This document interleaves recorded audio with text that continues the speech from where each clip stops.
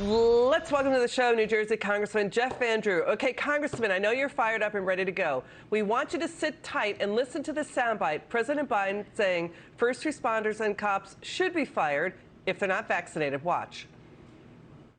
As many as 1 in 3 emergency responders in some cities like Chicago, Los Angeles, right here in Baltimore, are refusing to comply with city vaccine mandates. I'm wondering where you stand on that. Should police officers, emergency responders, be mandated to get vaccines? And if not, should they be stay at home or let go? Yes and yes.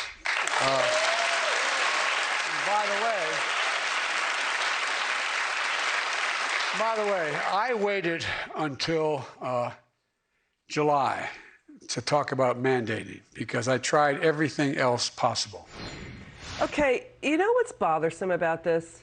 How about the president or Anderson Cooper or any of us try to walk in the shoes of a first responder for just one day? They wouldn't want to get up the next day. How about that?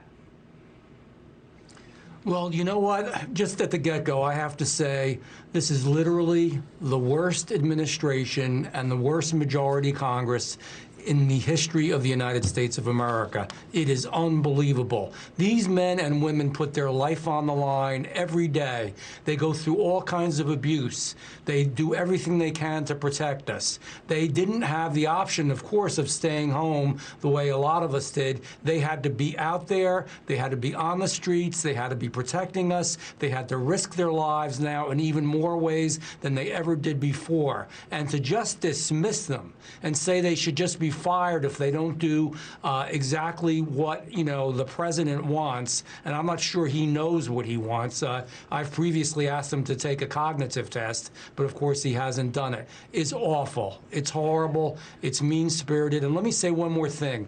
This administration and this president constantly talks down to the good working men and women of this country. There is an arrogance there that is not acceptable. We work for you. Congress, the Senate, and the president work for you. You don't work for us. And we hear you loud and clear. Everybody knows about the importance of vaccines. They get it. What they're talking about is the government pushing them around to do it. And, we get about the smallpox vaccine. We get it about the polio vaccine. What they're talking about is a vaccine with a spike protein in it that could hit their organs hard. How about talking to them instead of bullying them? And now we've got supply chain chaos is creating what the American Medical Association is calling an urgent public health crisis. The FDA is citing a shortage of 115 prescription drugs needed for COVID, cancer, and diabetes. The cargo carriers, FedEx and UPS, the Atlanta Fed, they're talking about labor shortages. They're talking about people walking off the jobs at ports come Thanksgiving because, the president is pushing the vax mandate. They're saying delay it until after the holidays. Listen, we'll say it again. It's important to get vaccinated. This is a deadly disease. But are they doing it correctly? Is he ramming it through in tone-deaf ways, just like he did the exit out of Afghanistan? Somehow, this president and this administration is making what should be part of the cure worse than the disease, as hard as that is to believe. We're a free country. We have freedom of speech. We have freedom of faith and religion. We have freedom of education, I hope still. And we also should have freedom of how we deal with our health care. I'm not anti-vaccine. I had the vaccine. I encourage people to get it. But it is their right to make that judgment and to make that decision. We are a free country. And so much of what he's doing is wrong, especially with the mandates, because Americans want to have their freedom, regardless of how they feel about the issue with the vaccine. So they're quitting their jobs when they're being forced. They're not joining the labor force when they should be. The way that he handled originally paying people more to stay home than to go out and work has also created this supply chain problem. It's a real issue. It's hurting our economy. It's hurting our future. And it's also going to hurt our health, as you heard from the AMA. These are real issues.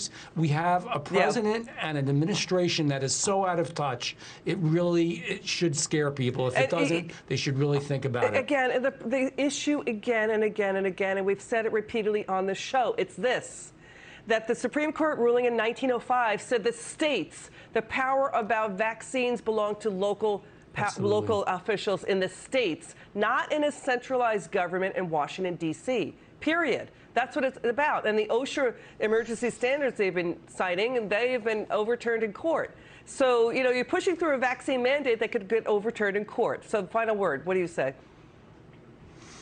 Even in New Jersey, we give people the option. There's religious exemptions, there's health exemptions.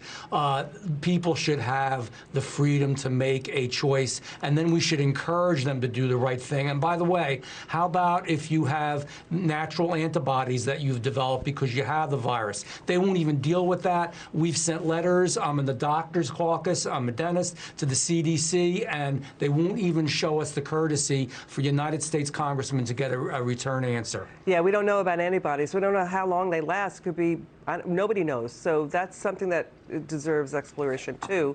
So, you know, yeah, we hear you, Congressman.